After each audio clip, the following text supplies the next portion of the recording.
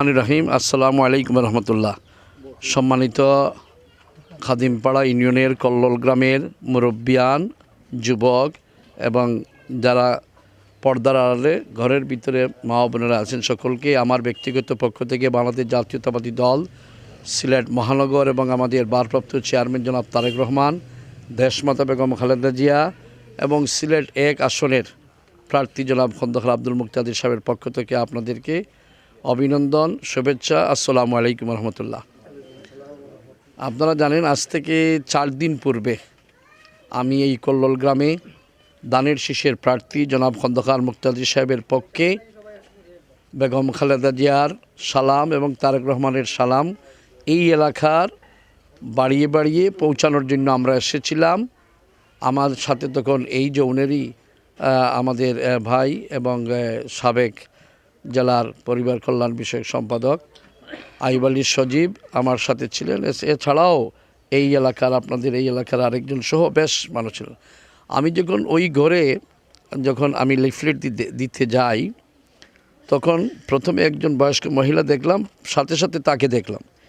দেখেই, কারণ আমরা তো পিতা, আমাদের তো ছেলে সন্তান আছে, আমি মনে করেছি এটা একটা আমার ছেলের এই যে অবস্থা, এটা দেখে, কারণ আমরা তো আমাদের ভারপ্রাপ্ত চেয়ারম্যান জনাব তারেক রহমানের একটাই নির্দেশনা আছে, আমরা যারা মাঠ পর্যায়ে কর্মী হিসাবে কাজ করি, আমরা যেন মানুষের পাশে দাঁড়াই, মানুষের দুঃখে মানুষের পাশে দাঁড়ানোর জন্য। তো আমি যখন দেখলাম যে এই পরিবার অত্যন্ত নিম্ন মধ্যবিত্তর নিচেও, এর উপরে একটা তরুণ টকববে যুবক, তার যে ঘটনা, এখানে গাড়ি হিট করে তাকে ফেলে চলে গিয়েছিল, পরবর্তীতে আপনাদের সহযোগিতায় হয়তো সামান্য একটু সহযোগিতা পেয়েছেন। সেটা কোনো সহযোগিতা নয়, সেটা হচ্ছে এইটা ম্যাক্সিমাম 15 দিনের ঔষধের টাকা।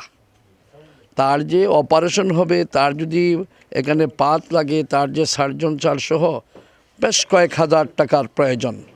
বেশ সে টাকা তো আপনার যে গাড়ি দিয়ে তাকে হিট করলো তাকে তো পাওয়া গেল না। আমরা যে রাজনীতি করি, আমরা তো রাজনীতি করি শহীদ জিয়ার আদর্শে আদর্শিত হয়ে রাজনীতি করি। তাহলে শহীদ জিয়ার আদর্শ কী? শহীদ জিয়া যে 3.5 বছর দেশের শাসনভার উনি দেশ চালিয়েছিলেন, আমরা দেখেছি উনি খাল খনন করেছেন, নিজ হাতে কোদাল দিয়ে কেটেছেন, আবার ওই পারে কিন্তু বৃক্ষরোপণ করেছেন, আবার বড়ু চাষের জন্য মেশিন দ্বারা নিজে হ্যান্ডেল দিয়ে মেশিনকে স্টার্ট করে দিয়ে চাষ করে দিয়েছেন। তার জন্যই তো কৃষিতে বিপ্লব ঘটেছিল। তো এই শহীদ জিয়ার আদর্শের একজন সৈনিক হিসাবে এবং আমাদের ভারপ্রাপ্ত চেয়ারম্যান জনাব তারেক রহমান যে নির্দেশনা দিয়েছেন, ইতিমধ্যে আপনারা দেখবেন বিভিন্ন জায়গায় দেশের তারেক রহমান সাহেবের নির্দেশনায় ওনার পক্ষ থেকে আমরা অসহায় দুস্থদের পাশে দাঁড়াই, ওনার পক্ষ থেকে আমরা অনুদান দেই অথবা চিকিৎসা সেবা দেই। ইতিমধ্যে আমাদের এক যুবদলের নেতাকেও আমরা ঢাকা পর্যন্ত পাঠিয়েছিলাম চিকিৎসার জন্য, সে বর্তমানে আছে। কিন্তু আমি যখন তার এই বিষয়টা দেখেছি, তখন আমি এটা গুরুত্ব সহকারে নিয়েছি এবং আমি যাবার প্রতি আমার শাহিন ভাই, আইব আলী সজীব আরও 2-1 জনের সাথে আমি কথা বলেছি।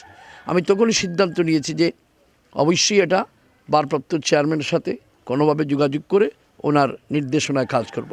আপনাদের দোয়ায় সেই যোগাযোগ হয়েছে এবং ওনার তো একটা নির্দেশ, আমি যখন আজ থেকে 3 বছর পূর্বে যখন আমি ওনার সাথে দেখা করেছিলাম, এবং উনি জানেন যে আমি যেহেতু একটা মেডিকেল কলেজ হাসপাতালের সাথে সম্পৃক্ত, আমি মানুষের সহযোগিতা করি, তো উনি ওই সময়ই আমাকে কিন্তু নির্দেশনা দিয়েছিলেন।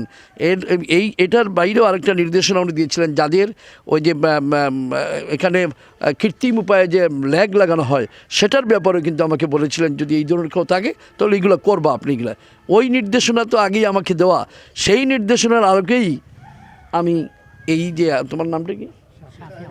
শাফি আহমদ, তার এখন থেকে সে সুস্থ আর পূর্ব পর্যন্ত তার যে চিকিৎসা, সেটা আমাদের ভারপ্রাপ্ত চেয়ারম্যান জনাব তারেক রহমানের নির্দেশনায় এই দায়িত্বটুকু আমি পালন করব। আপনাদের সহযোগিতা চাই এবং আপনারা যেভাবে এই কল্লোল গ্রামের মুরব্বিয়ান যুবক এসে উপস্থিত হয়েছেন, এই সহযোগিতা আপনারাই সবাই করছেন। এটা আমি নয়, আপনারাই সবাই করছেন, মনে করতে হবে।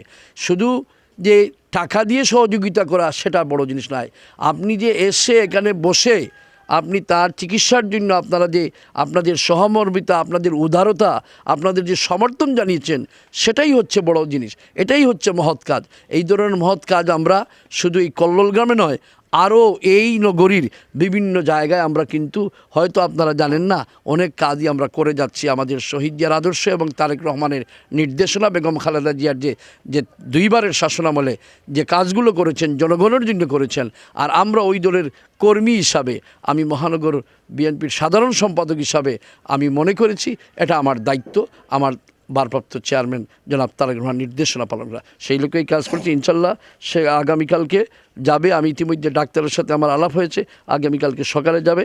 তারপরে তার যেটা চিকিৎসা প্রয়োজন, যদি প্রয়োজন হয় তার এইটা ওপেন করার জন্য, খোলার জন্য উসমানী মেডিকেল কলেজে থাকতে হয়, তাকে কেবিনের ব্যবস্থার জন্য আমি ইতিমধ্যে আলাপ করেছি।